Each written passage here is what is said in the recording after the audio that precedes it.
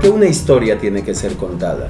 Pues básicamente porque te gusta, porque crees que esa historia está hablando sobre lo que tú quieres hablar, está diciendo lo que tú quieres decir. Ahora, es importante, ¿tienes algo que decir? Si no tienes nada que decir, definitivamente, pues, no hay nada que hacer, porque lo básico de este ejercicio, siempre del ejercicio audiovisual y del ejercicio de narrar historias, es tener cosas que decir, tener cosas que contar. ¿Por qué? Pues porque te conmueven. Porque normalmente los sapiens, todos, compartimos un mismo carácter, una misma forma de entender, de sentir, de hablar, de pensar.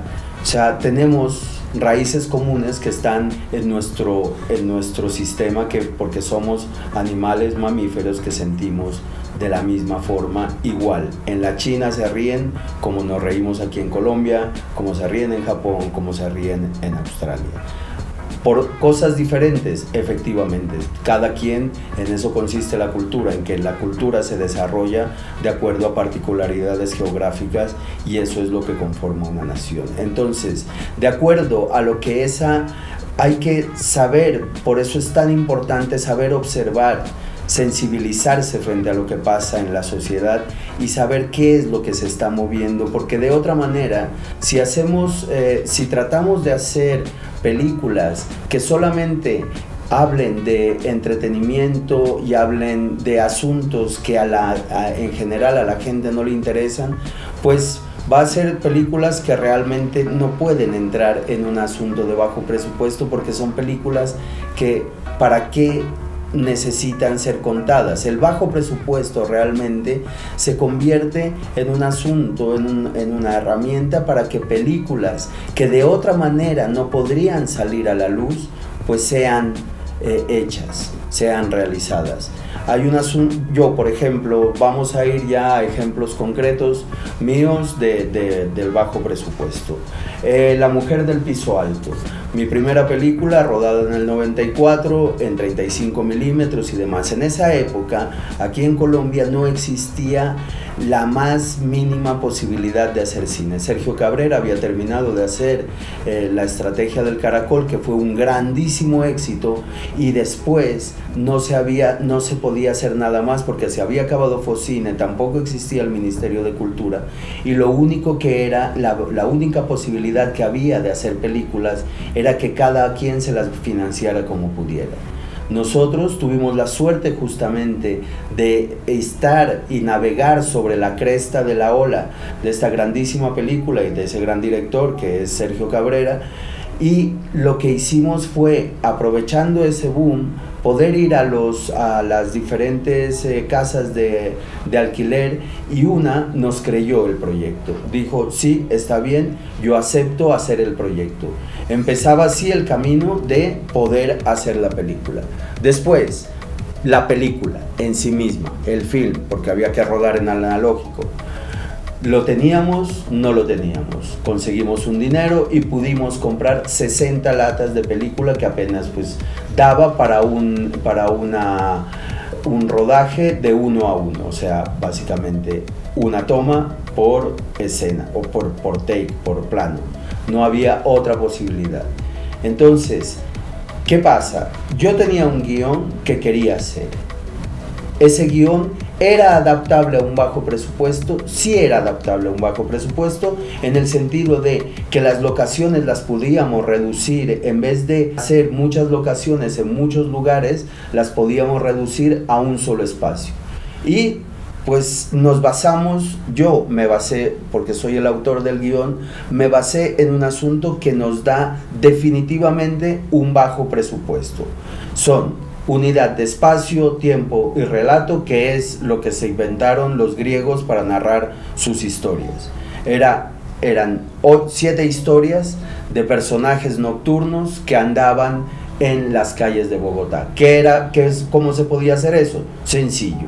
Había que hacerlo en un par de calles donde no nos tuviésemos que mover mucho y planificar eso como un set de rodaje en el cual íbamos a movernos todo el tiempo. Aquí estaban en ese mismo set, aquí estaban unos personajes, aquí estaban otros, con diferentes colores y tal. Eso ya tenía que ver entonces con la dirección del arte. ¿Qué hacíamos? Teníamos poca película y teníamos bajísimos recursos. Teníamos que tener también actores, obviamente. ¿Cómo se consiguen los actores? Pues hablándoles y diciéndoles y enseñándoles un guión. Y ese guión los convenció. Y una vez convencidos los actores, ya tenemos todos los elementos para rodar una película, que son el insumo de equipo técnico en cuanto a luces, cámara y demás, y todas las personas dispuestas a hacerlo con una... también una, ¿cómo se llama esto? Una dirección de arte bastante recursiva.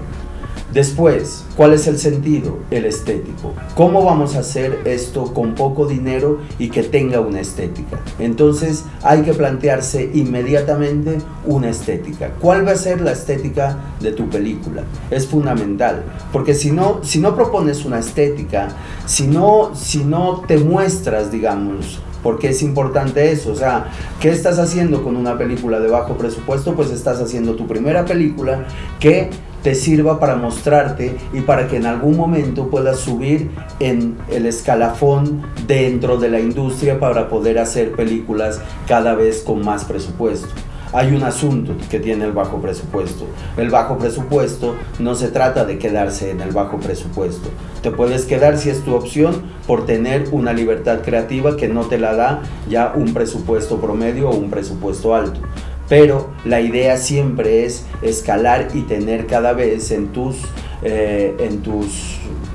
visiones cinematográficas un presupuesto mayor que te permita hacer las cosas con más fluidez y crear imágenes que requieren para su realización un presupuesto definitivamente alto. Entonces, una vez tienes una película una historia que te conmueva, es dedicarse metódicamente a cómo hacer esa película que te conmueve. Tienes que empezar por una situación necesariamente. En mi caso, en La mujer del piso alto, yo había regresado hacía poco de Europa, de mis estudios en la escuela de Praga, y me encontré con un asunto que era terrible. Y era cómo la indolencia funcionaba aquí en Colombia para la muerte. A todo mundo la muerte le daba igual. No le importaba nada la muerte de lo que pasaba alrededor, y esos eran años muy sangrientos, y entonces ahí me surgió la idea de hacer una película sobre ese tema, la indolencia frente a la muerte. ¿Qué me imaginé? Una persona, una mujer, es atropellada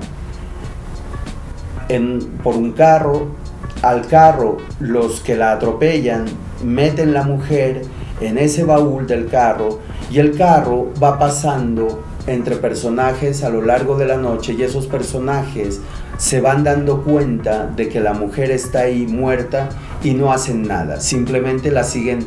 Como la mujer tiene un abrigo y tal, la van desvalijando, y a todo mundo la muerta le da igual, nadie le importa de dónde es, ni qué es, ni nada. Y esto entre personajes de la calle que hablan de una forma muy particular. ¿Qué pasa? Tengo una película con una estética particular y una forma particular de ver una sociedad que quiero y entiendo que tiene que ser narrada. ¿Cuál es el paso siguiente?